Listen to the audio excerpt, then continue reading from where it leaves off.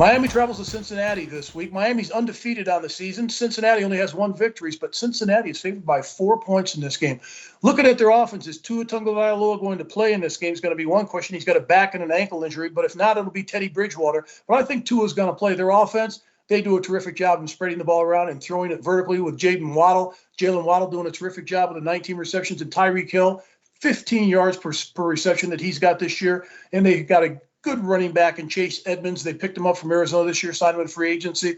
But this team has just got the grit. When you look at the other side, Joe Burrow, he's been sacked 15 times this year. That's about as many sacks as a quarterback will take the entire season, but their offensive line has to do a better job. Joe Mixon, their running back, has an ankle injury. We'll see if he plays in this game. But their defensive side of the ball, they're making great waves. You look at Trey Henderson, he's got 2.5 sacks on the season.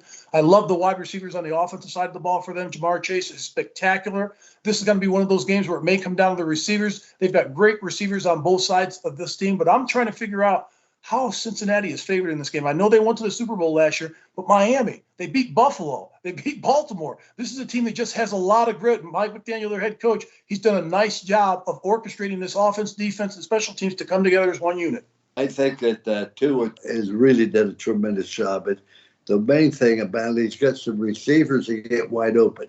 He doesn't have a lot of arm strength, but he's got great peripheral vision. He's exceptionally accurate. And there was all kind of talk that they were going to bring an outside quarterback, but they stayed with him, and he's really rewarded him very, very well. I think wasn't sure, Mark, that a guy who's a receiver like Tyreek Hill could make such a big difference in the football team at Miami, and he certainly has done that. You mentioned Waddle, he's doing well also.